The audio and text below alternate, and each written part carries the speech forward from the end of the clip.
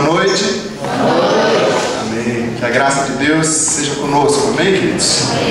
Pode baixar o microfone agora. Semana passada iniciamos essa série sobre o discipulado. Nós falamos sobre o tripé do Evangelho, da missão que Jesus tem para nós como igreja. Falamos da pregação, do ensino e do discipulado, para que possamos de fato vivenciar, uma missão completa dentro daquilo que Jesus planejou para nós. Não apenas uma pregação do Evangelho, não apenas estudo bíblico. Tem muitas pessoas que conhecem a Bíblia e que não seguem Jesus, e não apenas um grupo de pessoas que andam juntos, mas essas três coisas juntas, pregação da palavra, o ensino da palavra e o andar juntos como discípulos, isso promove de fato a missão que Jesus passou para nós. Meditamos em Lucas 9:23, mostrando os desafios que cada discípulo precisa enfrentar entre o eu e a cruz. Vocês se lembram disso? E aí, por fim, nós conseguindo vencer esse eu, nós de fato seremos discípulos que estamos não presos em quatro paredes, mas servindo a Cristo na terra, aonde estivermos. Inclusive a palavra ide, na sua melhor tradução, ela traz o sentido de indo, no nosso gerúndio, no grego seria o auristo, enquanto nós estamos aqui na terra, andando para lá e para cá, servindo, viajando, nós vamos levando o Evangelho de Deus através de nossas vidas. Hoje, dando continuidade, já que a semana passada a gente falou dos discípulos, hoje nós vamos falar desses discípulos no contexto da comunidade local, ou como nós chamamos a igreja. O que é a igreja local? Muitas pessoas dizem: eu creio em Jesus, mas por que eu tenho que ir a uma igreja? E eu não escandalizo, não me assusto com isso, porque eu fui uma pessoa que não frequentei a igreja. Eu fui uma pessoa que não ia à igreja nenhuma. Quando eu era pequeno, naturalmente, como toda a família, fui batizado religiosamente. A gente tem toda essa tradição, mas de minha própria vontade não. Mas um dia, hoje eu interpreto que foi Deus que fez. Eu comecei dentro da minha casa, escondido, peguei a Bíblia da minha mãe, escondido dela, porque eu odiava a religião, eu usava exatamente esse termo, e comecei a ler aquela Bíblia, trancado dentro de um quarto, num período onde eu estava esperando um contrato de banda, eu ia sair da banda do interior, todo o sonho do artista ir para a capital, é ser famoso naturalmente. Eu estava tão ansioso que eu não esperei o contrato novo chegar, eu já saí do antigo. Nesse período que eu fiquei longe dos palcos, longe do personagem, eu digo que hoje eu interpreto assim, que Deus tirou no chão, e ali alguma coisa aconteceu no meu interior, que eu busquei ler a Bíblia escondido. Eu sei que vocês tiveram suas experiências, todos nós tivemos. A minha foi mais ou menos assim. Não aceitava ninguém falar nada comigo de Jesus, de Bíblia, de nada. Se eu sou chato hoje, vocês imaginam uns 15 anos atrás, Então Deus promoveu alguma situação para poder falar comigo. E eu creio que ali, lendo aquela Bíblia escondido, Deus começou a agir no meu coração, quebrantar meu coração, e as coisas começaram a acontecer na minha história a partir dali, a partir dessa leitura, a partir dessa vivência bíblica. Demorou um bom tempo após o início de toda essa experiência para eu estar como vocês aqui hoje, sentado num banco, entrar dentro de uma igreja e ouvir o Evangelho. Vocês são abençoados, corações abertos a Deus. Eu não era muito fechado. Passou-se tempo, ouvi pregações, passei a ter contato com pessoas, estudei a Bíblia junto, fui em congressos, mas entrar na tal da igreja era difícil. E os irmãos, as pessoas naquela época foram sábios, eles não me forçaram a nada. Eu ia, encontrava com as pessoas, já tinha amizade com as pessoas, mas entrar na igreja, isso era impossível. E passou-se mais ou menos uns 3 meses, 4 meses após eu já entender como convertido, a mudança de vida de fato. Eu saía com as pessoas normalmente, mas eu não entrava na igreja, neste local, de igreja local. Hoje eu queria então pensar com vocês sobre isso, queridos. O que é a igreja local? que é a igreja de Cristo. Se temos os discípulos, nós precisamos ter um lugar onde esses discípulos vão. Veja bem, nós podemos ter um local como esse, ter pessoas, multidões se reunindo e não serem discípulos, ou não? Porque o discípulo, ele não está preso à igreja. Como o Alessio está aqui hoje, não vou lembrar seu nome. Uma vez ele me disse: eu não vou à igreja, eu sou a igreja. Isso é uma verdade. Os discípulos são a igreja. Então, para quê? O que é essa vida em comunidade? É isso que a gente quer meditar nessa noite. Tem uma frase do Bob Roberts, que ele diz que todo discípulo de Jesus é um convertido, mas nem todo convertido é um discípulo. Vou repetir: todo discípulo, aquele que se converteu verdadeiramente, teve a sua experiência com Deus, segue Jesus acima de qualquer outra coisa, pode cair o céu, mas ele não vai abandonar o seu mestre. E quando eu falo em abandonar, não estou dizendo que a gente não fracassa, que não tem fracasso. Você se lembra que Pedro fracassou, negou Jesus inclusive, mas teve a coragem de se arrepender e seguir. Judas fracassou também, mas não teve coragem de se arrepender. Então, quando eu falo de coragem, é que apesar das nossas fraquezas, nós não queremos abandonar, porque nós sabemos que só Ele é o caminho, a verdade e a vida. Todo discípulo é um convertido, mas nem todos os convertidos são discípulos. E se isso dói em você, dói em mim também. Vai brigar com o Bob, pastor Bob, lá nos Estados Unidos. Mas é uma verdade que a gente precisa repensar na nossa vida. E é isso que a gente está buscando como comunidade. Não apenas ser um convertido, mas ser um discípulo do Senhor. E viver uma vida de discipulado de fato. O Luiz usou uma expressão aqui no início, que é por aí. Nós precisamos ter a humildade para aceitar o discipulado. A humildade. Porque na comunidade de Cristo não tem ninguém maior nem ninguém menor. Não tem ninguém perfeito que não precise melhorar, e não tem ninguém tão falho que não possa ser aceito na comunidade. Todos nós somos iguais. Parece uma utopia, mas não é, é bíblico. Esse é o nosso desafio. Tudo bem, gente? Estou vendo o Daniel aqui, a esposa, mas não lembro o nome. Bem-vindos, tá? Que bom. Os outros também são conhecidos. Bom, vê-los aqui. Vamos lá, queridos. Tenho o meu controle aqui. Para a gente meditar hoje, então, sobre a igreja local, eu queria pensar em 5 figuras. Muitas delas foram cantadas na última música. Parece que eu combinei com eles. Vamos deixar que foi, mas não foi.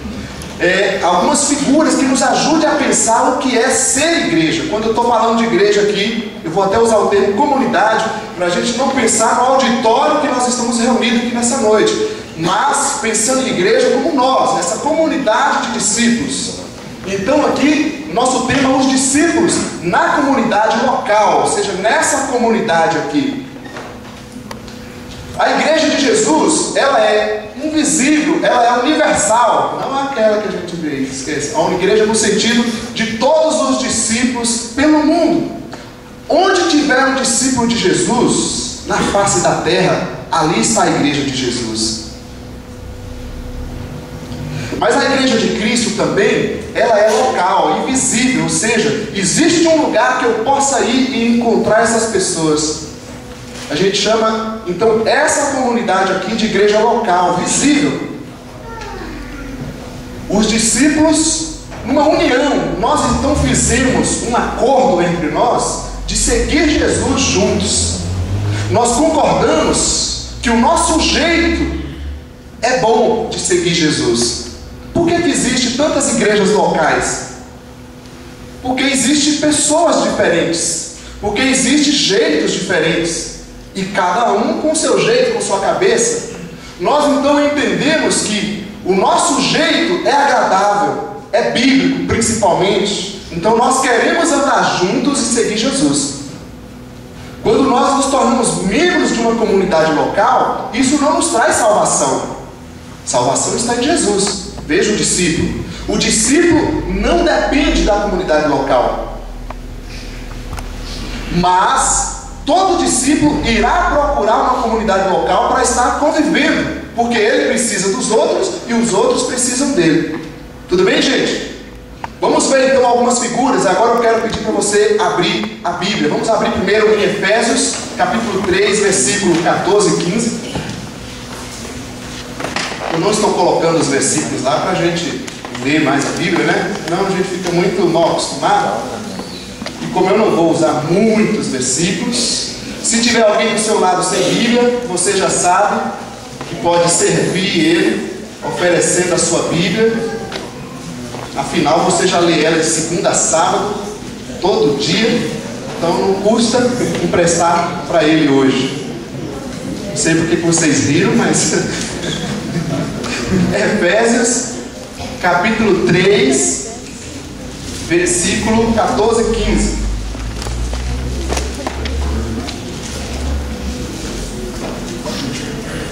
Todo mundo achou? Sim ou não? Não. Efésios 3, 14 e 15. Eu vou ler aqui, diz assim, ó: por essa razão, ajoelho-me diante do Pai, do qual recebe o nome toda a família nos céus e na terra. Vou ler novamente. Por essa razão, o apóstolo Paulo falando, ajoelho-me diante do Pai, do qual recebe o Pai de toda essa família nos céus e na terra. Então a primeira figura que a gente pode falar, o que é ser uma igreja local, é ser uma família. Então eu me torno membro de uma família espiritual. Ser igreja é ser uma família. Porque ser discípulo, eu não preciso da igreja, eu só preciso de Jesus para ser discípulo. Mas todo discípulo irá procurar outros discípulos e formar essa família que quer seguir Jesus juntos.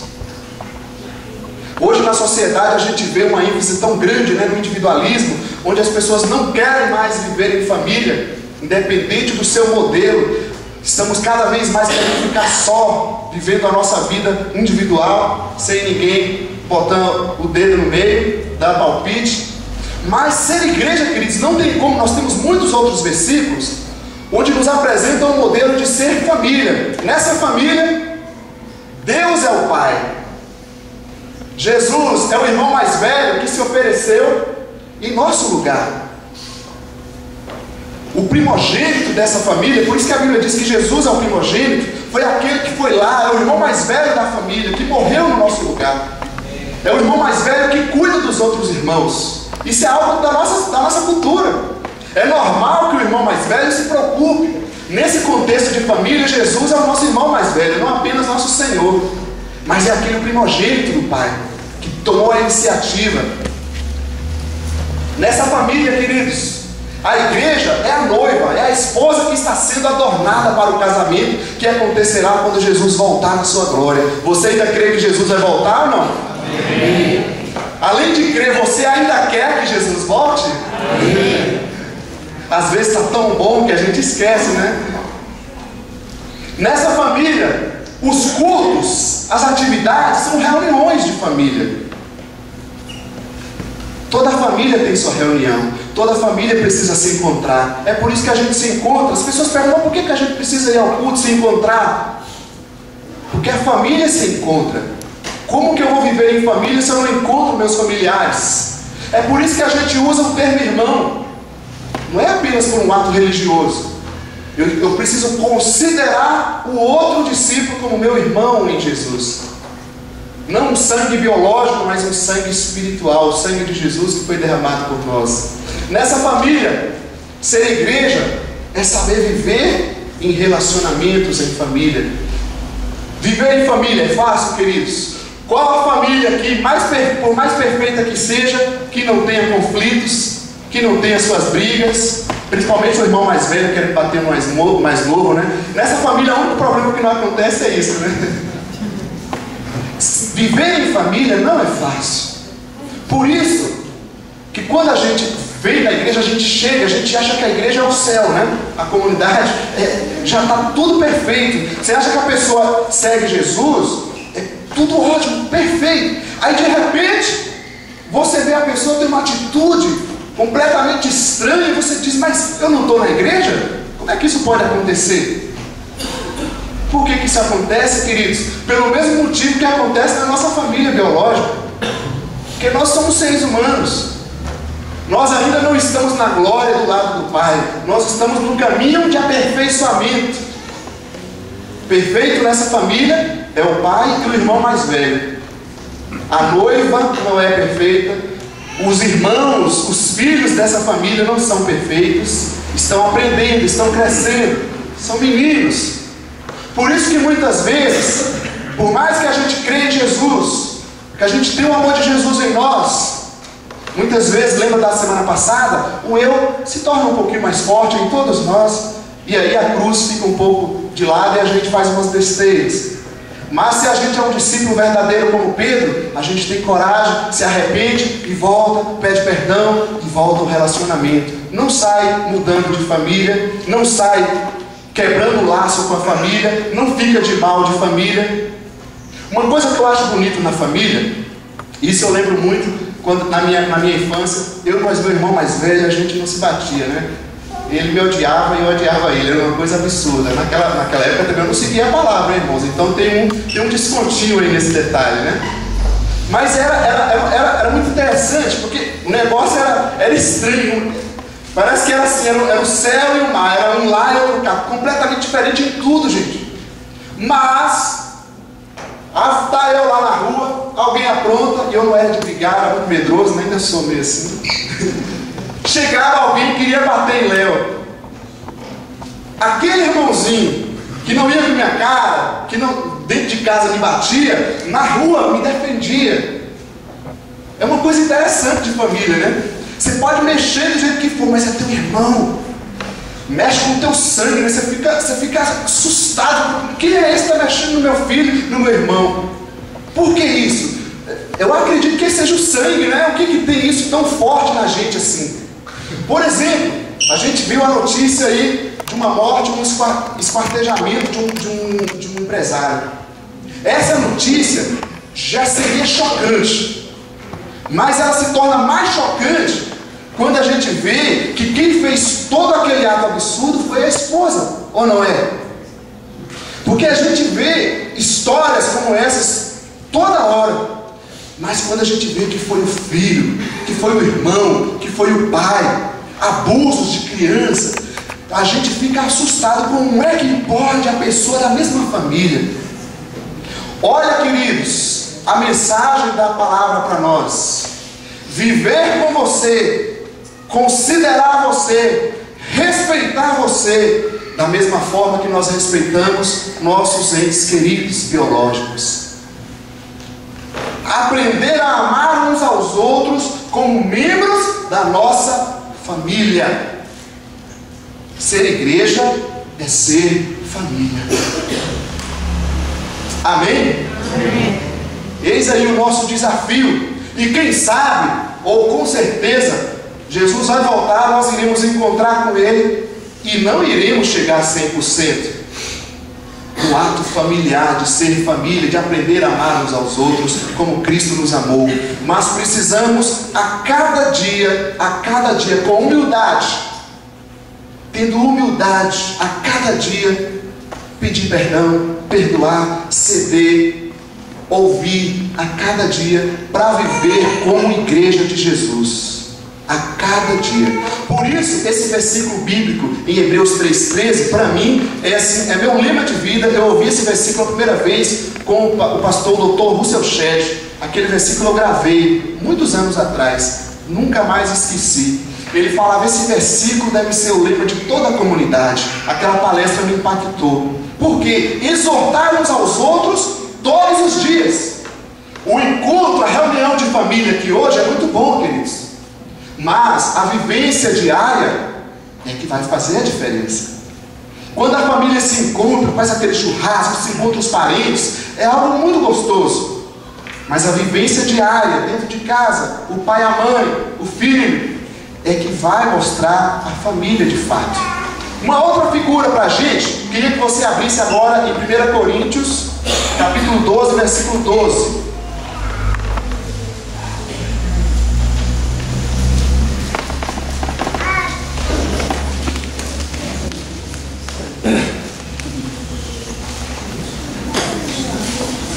Primeira Coríntios, tá depois de Apocalipse, brincadeira.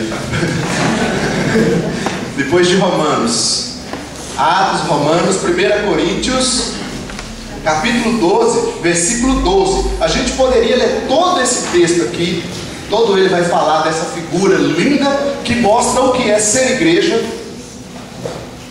Vamos esperar vocês encontrarem aí. Enquanto isso, eu tomo minha sagrada água.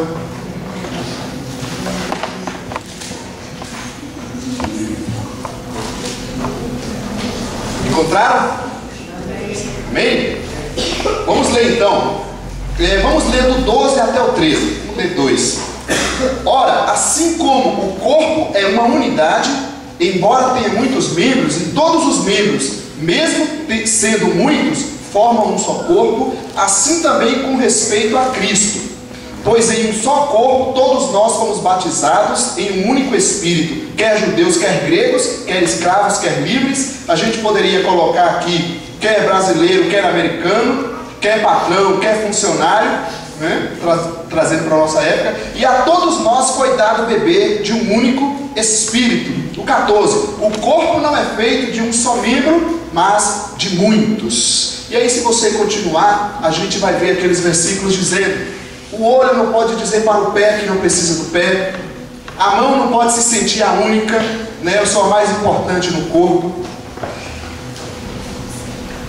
Textos também belíssimos sobre a figura do corpo. Eu gostei dessa imagem que eu achei na internet, né? Várias pessoas aqui formando o corpo de Cristo. Gostei bastante dessa imagem.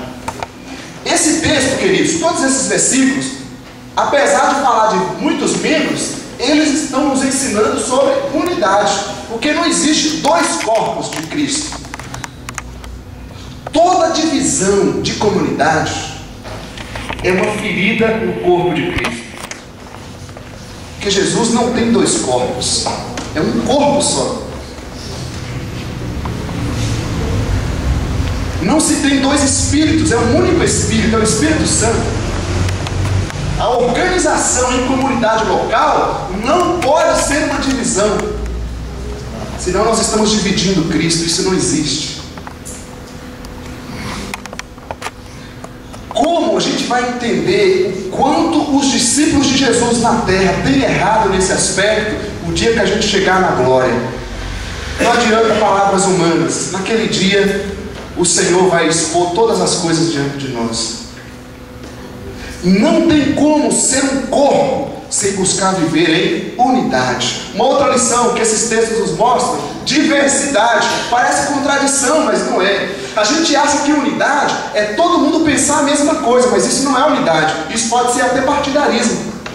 Unidade é termos características diferentes, mas estarmos juntos para um único propósito, que é Cristo.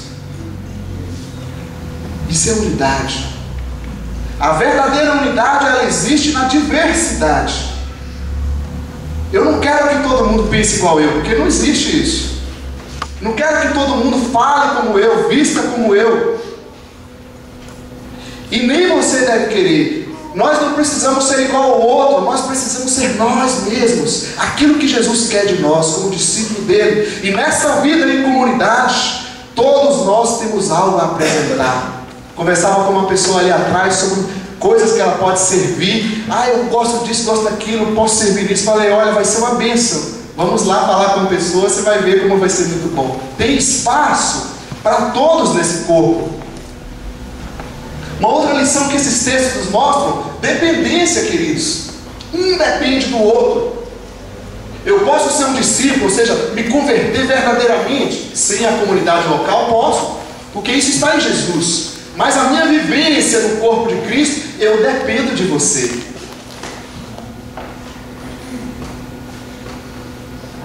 Eu dependo de você. Mesmo você às vezes pisando no meu carro, eu dependo de você para viver a vida de Deus. E você também depende de mim. Isso é comunidade local. Aprender que uns dependem dos outros. Tem palavras que só você vai falar nesse corpo. Tem atitudes que só você tem para esse corpo. Tem talentos, dons, habilidades que só você tem. Tem aquele jeitinho, aquele momento certo que só você tem. Então nós nunca seremos completos sozinhos. Sempre dependeremos uns dos outros. Como nós precisamos aprender mais disso? É tão gostoso quando chega alguém e diz: eu estou pensando isso e isso. Eu falo: que bênção, queridos. Glória a Deus por isso, porque isso é corpo. Infelizmente, a nossa cultura religiosa, a tradição que nós trazemos, nós achamos que um pastor é mais ou menos aquilo que aconteceu com a educação também, onde nós achamos que o aluno chega vazio. Paulo Freire fala muito disso, né? O aluno chega lá, não tem nada na cabeça, e alguém passa todos os conhecimentos, ele recebe tudo aquilo. Isso não existe. Todos nós temos algo a compartilhar, todos nós trazemos nossas experiências de vida. E vou falar algo para você impactante, quem sabe? Até mesmo pessoas que ainda não se declaram seguidores de Jesus, que ainda não vivem muitos conceitos da palavra de Jesus, existem nela coisas de Deus maravilhosas que quem sabe nem existem em nós. Sabe por quê? Em primeiro lugar, porque a imagem de Deus no ser humano não foi toda destruída. Em segundo lugar, o Espírito Santo, Deus está agindo em todas as pessoas. Nós pensamos que muitas vezes somos melhores do que os outros, porque já decidimos seguir Jesus. Vocês se lembram do apóstolo Paulo? Quem foi o apóstolo Paulo? Eu fico imaginando o quanto Deus usou todas as coisas na vida daquele homem, até mesmo as perseguições que ele fez aos cristãos, para transformar aquele homem no grande líder que ele foi no cristianismo.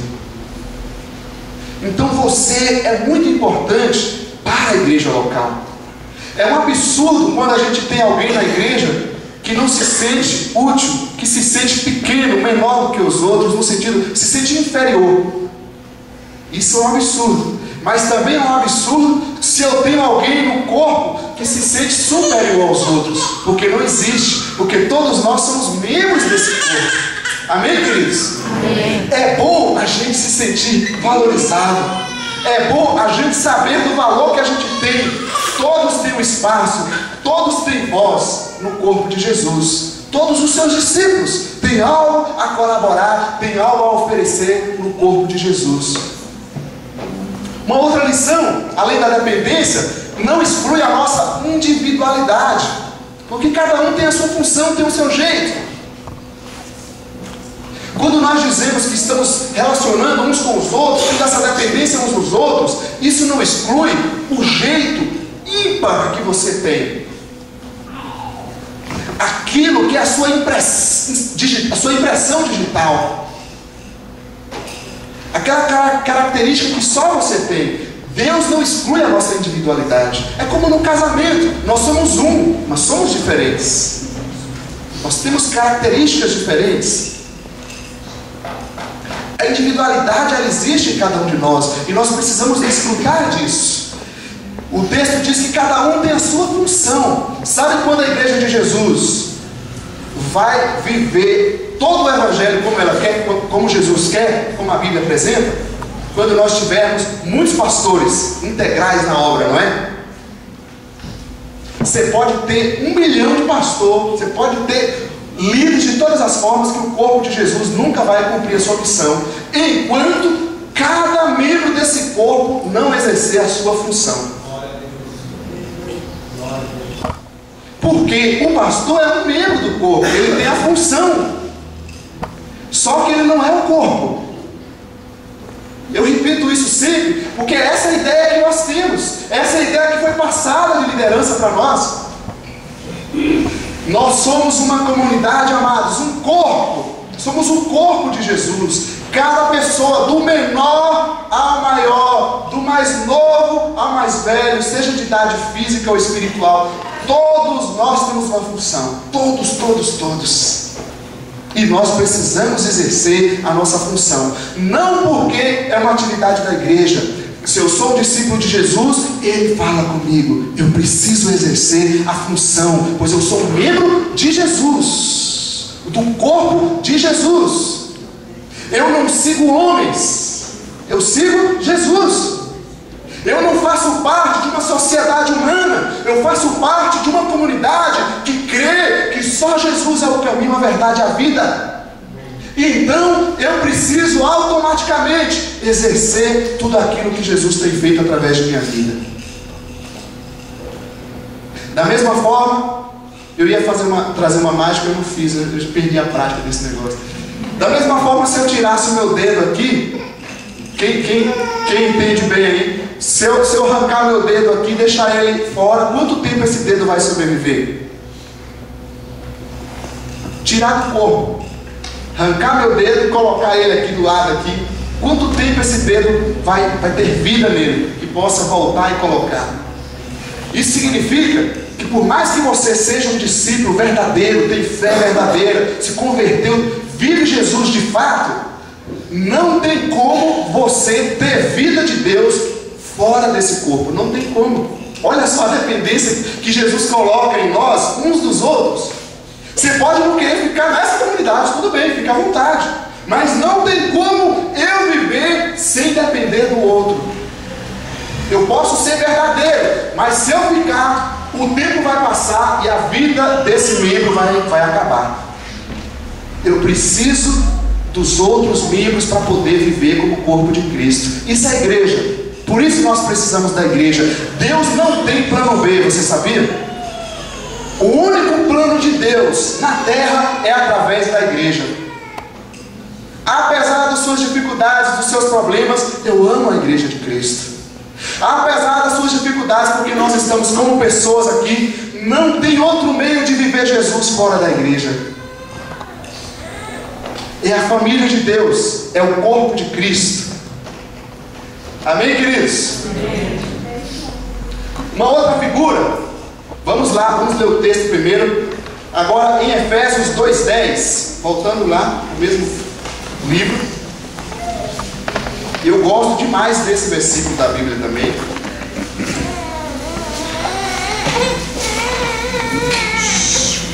Efésios, só ir para frente aí, 2:10.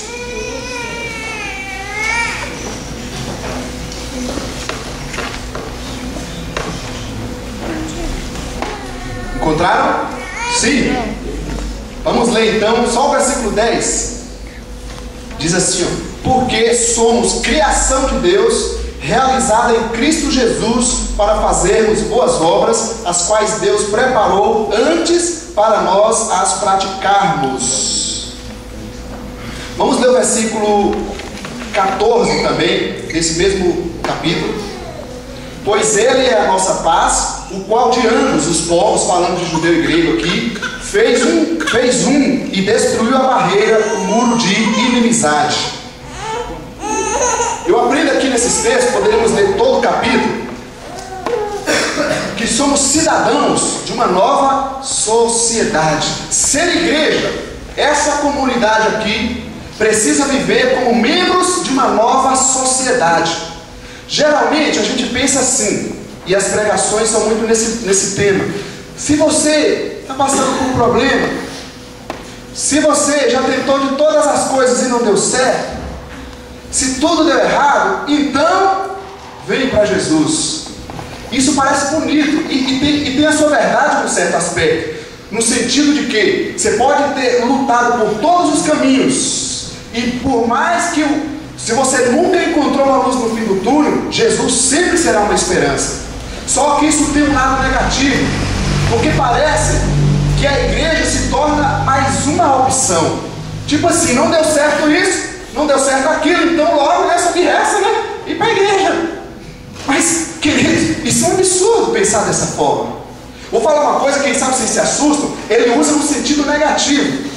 Mas tem uma expressão que um cantor antigo usava, Raul Seixas, ele tinha uma canção que chamava Sociedade Alternativa.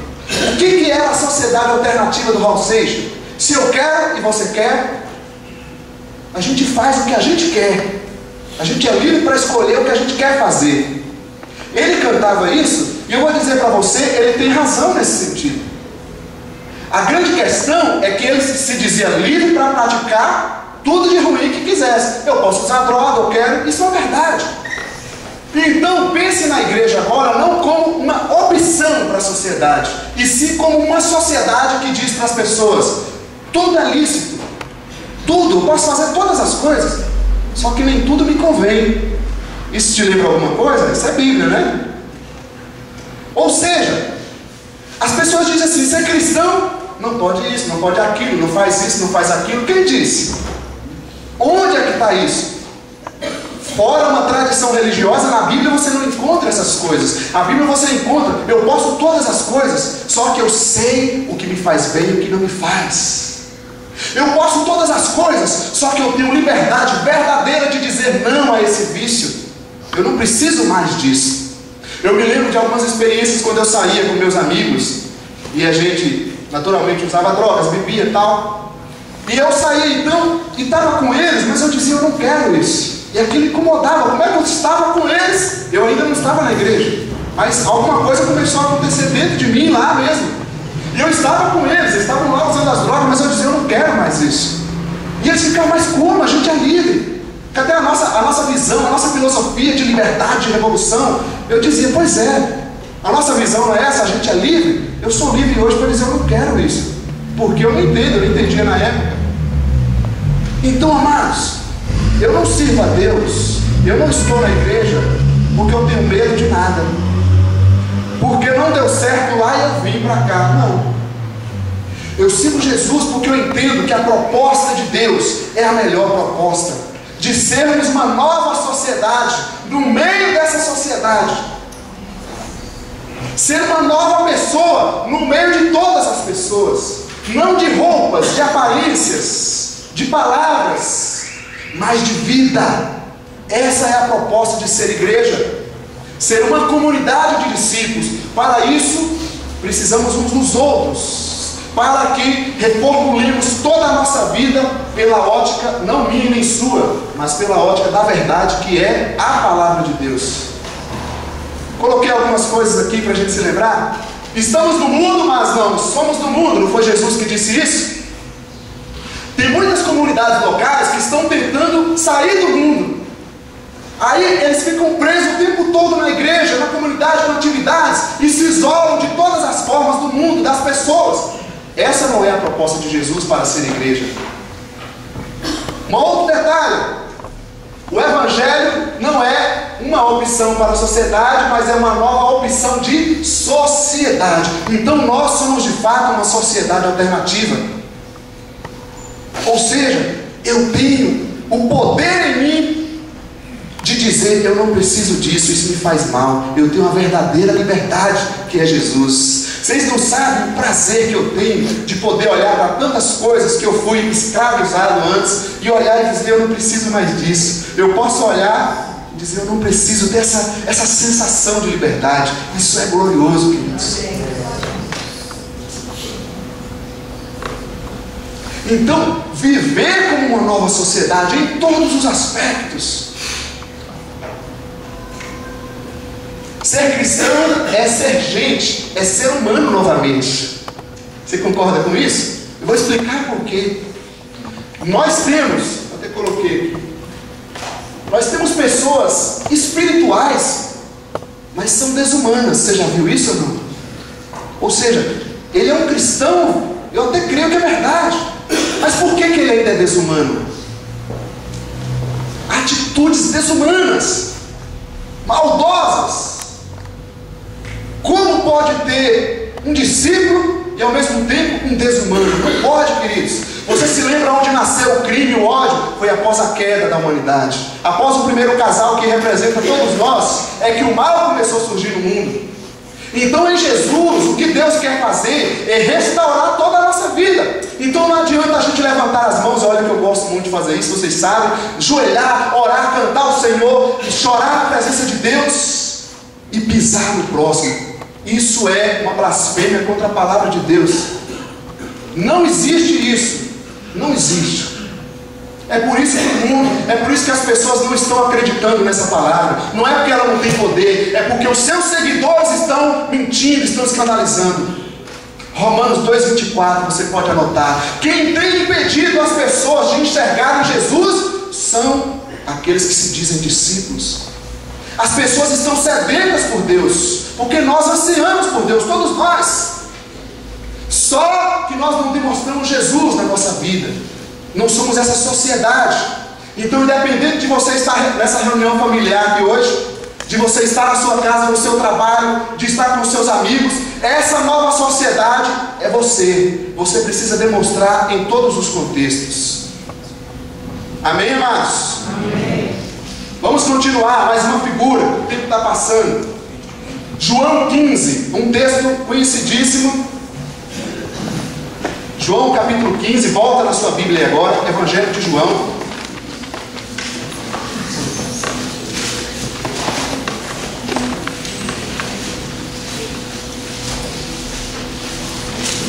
João capítulo 15, versículo 1 ao 5.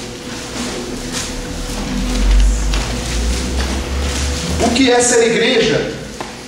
Porque vivemos nessa comunidade local e como nós podemos viver nessa comunidade local conforme a palavra de Deus quer de nós. João capítulo 15, todos acharam? Então vamos lá. Diz assim, versículo 1: Eu sou a videira verdadeira e meu pai é o agricultor. Todo ramo que estando em mim não dá fruto, ele corta, e todo que dá fruto, ele poda, mas para que dê mais fruto ainda. Vocês já estão limpos pela palavra que lhes tenho falado. Permaneçam em mim e eu permanecerei em vocês. Nenhum ramo pode dar fruto por si mesmo se não permanecer na videira. Vocês também não podem dar fruto se não permanecerem em mim. Então, a próxima figura do que é ser uma igreja local, uma comunidade de discípulos, é ser ramos de uma videira. Se antes éramos membros de uma família, membros de um corpo, cidadãos numa nova sociedade, uma outra figura que a Bíblia nos apresenta é ser ramos de uma videira, como essa planta aqui. Somos ramos. Deus é o agricultor dessa videira, Jesus é a videira. Olha a figura, bem parecida com as outras. Os discípulos somos nós, somos ramos nessa videira. Os frutos a videira produz através de quem? Dos ramos. Os ramos podem ser podados ou cortados, não tem outra opção. Vamos entender um pouquinho mais isso então. Deus está dizendo que Ele plantou uma videira, que é Jesus. Então essa comunidade aqui está cada um plantado nessa videira, nesse tronco que é Jesus. Cada um de nós somos ramos dessa videira. Os frutos, a própria videira que produz, não são pessoas. Muitas vezes nós achamos que estamos fazendo alguma coisa para Deus. Não, queridos. Na verdade, é muito mais simples. Basta permanecer na videira que é Jesus, e Ele vai produzir através de nós, nas nossas vidas. Ou seja, se eu estou em Jesus, naturalmente Jesus vai produzir o quê? O que Jesus tem interesse em produzir? Amor, Ele tem interesse? Então se eu sou um ramo, através desse ramo, a videira vai produzir amor, vai manifestar amor. Se eu sou um ramo, através desse ramo, a videira vai manifestar solidariedade, vai manifestar perdão, vai manifestar compaixão, vai manifestar amizade. Que mais? Se eu sou ramo, ele vai produzir isso naturalmente. Se eu sou um ramo dessa videira, naturalmente vai produzir frutos em todos os aspectos. Outros ramos que quem sabe não nasceram, vai nascer através desse ramo. Porque onde há vida, ali vai ser transmitida a vida. E é assim que Deus mostra que pessoas são acrescentadas. Eu citei a semana passada uma frase do Bob também. Nós não servimos para fazer convertidos, mas nós servimos porque somos convertidos. Isso significa que eu posso até levar uma pessoa a participar de uma igreja, mas isso não significa muita coisa. Quando essa pessoa tem um contato com Deus, se torna um discípulo de Jesus, quem faz essa obra é o Senhor dela, é a videira que produz. Ele de fato mexe na nossa vida, porque todos nós somos dele. Todas as pessoas são de Deus, todas. Por mais aquelas que estão na maldade, ela não quer servir o teu Senhor, mas ela um dia vai ter que prestar conta. A gente não canta aquele cântico, toda língua confessará ao Senhor, todo joelho se dobrará. Por amor ou por obrigação, vai ter que fazer um dia. Então, se nós somos ramos dessa videira, a videira quer produzir frutos através de nós. Os ramos que não produzem frutos, o que ela faz? Ele corta. Por quê? Porque não é um ramo da videira. Deu uma luz aí? Ele pode até ter uma vivência social, ter amizade. Discipulado não é amizade. Discipulado não é me encontrar com o Lucas, conversar, jogar bola junto. Isso pode até fazer parte.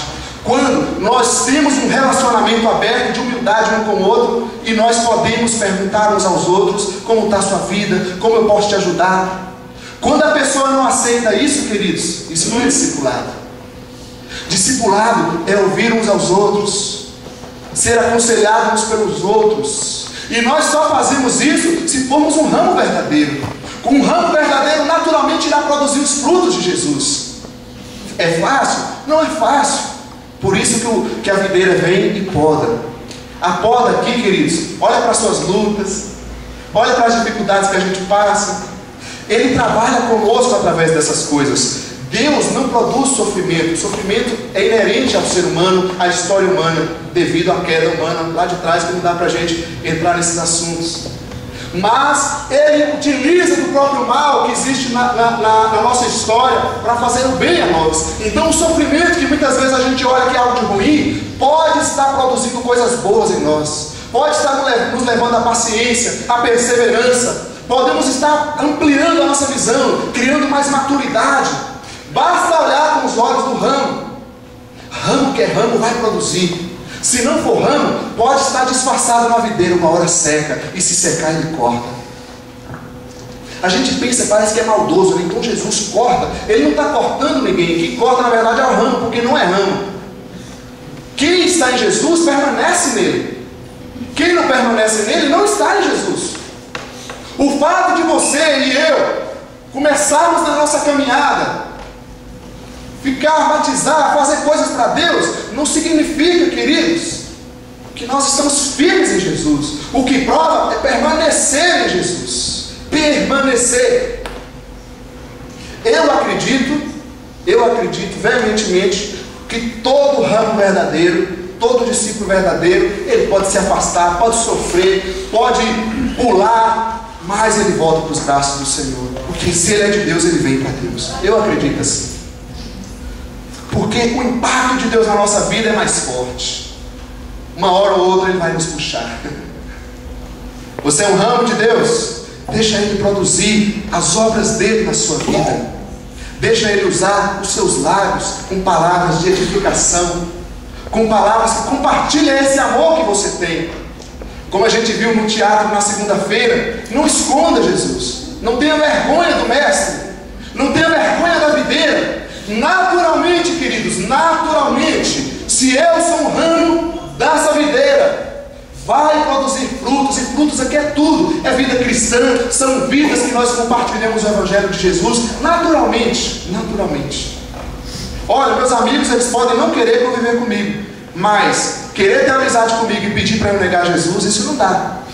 Então o máximo que pode acontecer com uma pessoa, quando ela não quer seguir Jesus, é ficar com raiva da gente, é se afastar da gente, da nossa amizade. Mas se eu amo de fato alguém, eu preciso compartilhar Jesus para ela. Vamos ver uma quinta figura, e aqui a gente encerra. Vamos abrir lá em Mateus capítulo 9. Volta a sua Bíblia agora.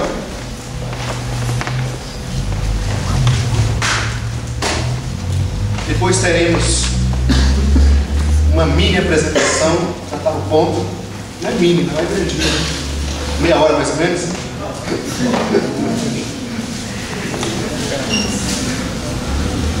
É Mateus, no capítulo 9, vamos ler o versículo. Eu gosto demais também desse texto, e uma luz do Espírito diferente me veio sobre esse texto que tem me impactado. Vamos ler o versículo 37 e 38, capítulo 9 de Mateus. Todos acharam? Diz assim, ó: então disse aos seus discípulos, Jesus falando, né? A colheita é grande, mas os trabalhadores são poucos. Algumas traduções diz a seara, né? Versículo 38: peçam, pois, ao Senhor da colheita que envie trabalhadores para a sua colheita. Como esse texto é entendido? Deixa eu mostrar primeiro aqui a figura. Somos então trabalhadores de uma lavoura, de uma plantação. Eu ouvi esse texto muitas vezes na igreja, num certo sentido. no sentido de que nós precisamos orar para Deus levantar novos pastores, novos obreiros. Sempre ouvi dessa forma. Acho que você também. E aí que é a dúvida? Fala, mas se a seara, olha só a contradição, queridos. Quando a gente olha para o texto, parece que Deus dá uma luz, né? Eles falam, a colheita é absurdamente grande, e Ele manda a gente levantar apenas líderes, pastores. Será? Em algumas traduções diz obreiros, né? Para Deus mandar obreiros. Então a gente, pela tradução, a gente interpretava que levantar trabalhadores era levantar obreiros, pastores, que tinham que abandonar os seus trabalhos, ficar integral na obra, porque a seara era muito grande. Mas, queridos, a lógica parece que está errada. Se a seara é tão grande assim, eu não devo depender apenas de pastores. Eu preciso depender de todo mundo que esteja disposto a arregaçar as mangas. A lógica é mais ou menos assim: quem está a fim de trabalhar aí? Eu. Aí eu não sei fazer nada, mas eu quero. Vem. Ou não é? Então esses obreiros, esses trabalhadores aqui, não são os pastores. Não estou falando contra mim, não é que não existe a função. Eu estou mostrando que a seara, que é de Deus, não depende de pastores, senão nós nunca vamos cumprir a missão de Jesus.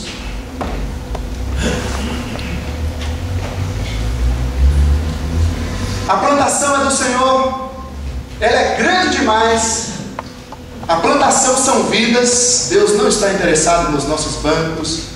Podia ser até cadeiras confortáveis, podia ser o que mais for, ar-condicionado. Deus, isso é para nós, é um luxo que a gente pode ter. Para Deus isso não tem importância. Para Deus o que tem importância é a sua vida e a minha vida. Fora isso, não. Nós somos os ceifeiros, aqueles que colhem nessa plantação. Vou fazer uma pergunta para você aqui: qual é a mão de obra que está faltando, por exemplo, na construção civil?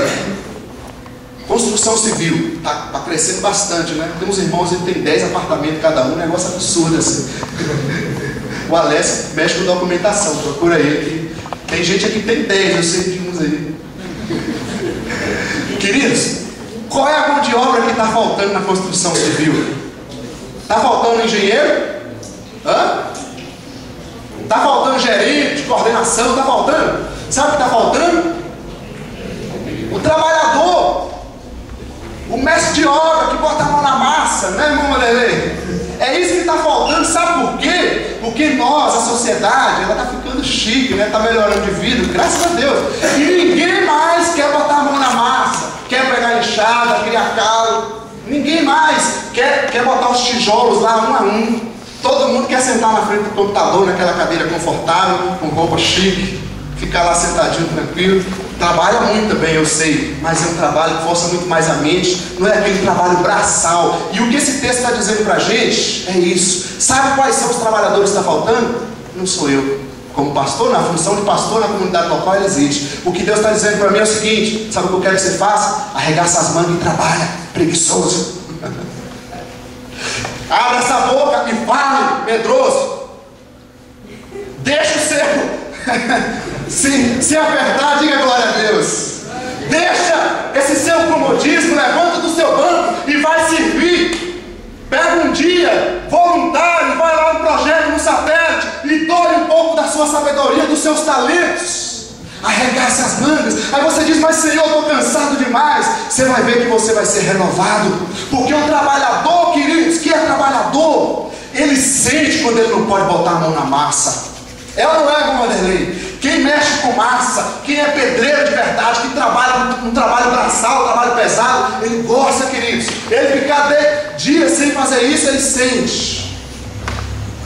Então, outra figura para a igreja aqui é a última canção que foi cantada.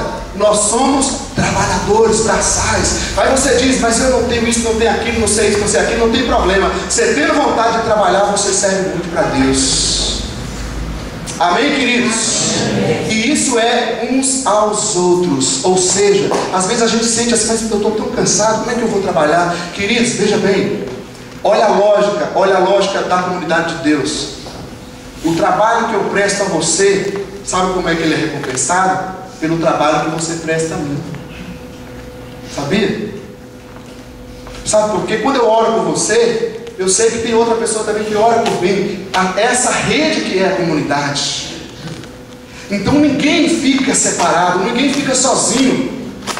Essa é a figura de Deus. Já viu aquela história, né? A brasa fora da fogueira não vai apagar rápido? É assim, ou seja, todos nós estamos na fogueira, só que cada um exercendo alguma coisa diferente. Se você ficar sem exercer as coisas de Deus na sua vida, você morre. Você morre, porque se você é um ramo, o mais natural é que esse ramo produza um fruto. É o natural, isso não é forçar a barra. Então, quando eu estou dizendo eu não quero produzir, eu estou matando o ramo. Se eu sou um trabalhador dessa seara, eu fico sentado ali no sol, é pior do que aqueles que estão trabalhando. Tem muita gente que está deixando, está afogando, achando que está na boa. Olha, queridos, quando nós ficamos olhando só para nós, mas eu preciso... Pode ter certeza, você vai entrar naquele ciclo da semana passada, do eu. Quanto mais a gente pensa só em nós mesmos, mais problemas nós teremos para nós mesmos. Faça esse teste que você vai ver. Isso é bíblico. Isso é para mim também. Isso é desafiador. Eu preciso trabalhar para Deus. Eu poderia exercer a função de pastor tranquilamente, ficar no escritório. Tem até uma turma que é assim, né? O gabinete pastoral. Olha que coisa chique. Gabinete pastoral que nada, queridos. Tem a plantação para a gente botar a mão na massa. Que gabinete. A gente precisa arregaçar as mangas e trabalhar, porque tem muitas vidas plantadas que foi o Senhor da seara que plantou, e a minha tarefa é colher, é ajudar essa vida a vir a Jesus, porque ela quer, só falta alguém que venha. E aí as pessoas vêm com tanta gratidão, né? É gostoso como é uma pessoa, obrigado. Eu falo, o que eu estou fazendo? Não estou fazendo nada. Mas a pessoa vem com muito amor de coração, porque Deus está fazendo uma obra na vida dela. Você vai ver como Deus vai mudar a sua história. Coloquei uma frase final aqui. Somente uma caminhada sincera como comunidade forma discípulos de Cristo para a sociedade.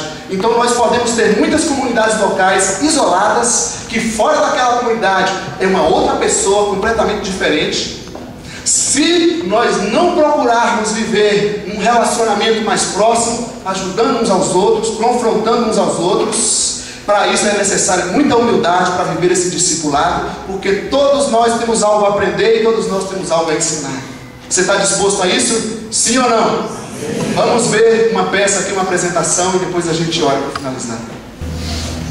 Jesus, eu decidi te dar isto. Tem certeza? Eu tenho. Mas você sabe que quem se senta aqui toma todas as decisões, né? Eu sei todas as decisões. Mas é que eu sempre tomo decisões. E eu sei que as suas decisões são as melhores. Então sente aqui e comece a tomar as decisões. Poxa, sinto meio honrado. Legal. Vamos começar então? Vamos começar bem. Peraí só um minutinho. Alô? Oi, amiga. Tudo bem? Ai, prestei atenção. Então, o quê? Aquela balada. Não acredito que você caiu. Ah, eu também não vou muito bem. Eu sei. Mas eu comecei a sair. Não se preocupa, não. Tem que deixar. Você vai me convidar pra ir junto? Mas é lógico que eu vou. Não. Quer dizer, não sei. Eu preciso ver. Mas eu já te ligo, tá bom? Não. Tá bom? Beijo, tchau. Karina, Oi. o que está acontecendo? O que você quer dizer com isso? Só um de nós pode se sentar aqui, você sabe muito bem disso. Eu sei. Então o que você quer se sentir? Você, claro. Mas é que eu nem faço muita diferença na igreja. Mas, claro que faz. Você é um corpo, lá todos têm o seu banquinho. Então qual é o problema? Não é um problema, né? Eu não sei o que eu tava pensando, desculpa. Certeza? Certeza. Certeza? Então vamos começar agora com o pé direito, né? Eu sei, você é uma pessoa muito especial, Karina, né? Eu gosto tanto de você, gosto de todos lá naquele igreja, né? Tanta gente que gosta de crescer, né? Um corpo, uma família. Eu sei que você tem passado por uma dificuldade ultimamente, né? A questão do estresse, do temperamento, das decisões, das brigas na família, dos conflitos na escola. Jesus. Eu sei o que você vai falar, mas não é bem assim que aconteceu. Não? Eu te entendo muito bem. Uma atitude é uma decisão. Você toma uma decisão, né? Você não está entendendo. Tem muita coisa em jogo, você não está entendendo. Não, eu te entendo. É muita pressão. O quê? Karina, assim não dá. Só um de nós pode se salvar aí. Eu sei, eu não imaginaria que ia ser tão difícil assim. Mas tá bom. Tô aqui, pega. Pega! Você tem que lidar com o coração. Tá aqui. Karina, você tem que tomar uma decisão. Mas eu não consigo. Você acaba de fazer.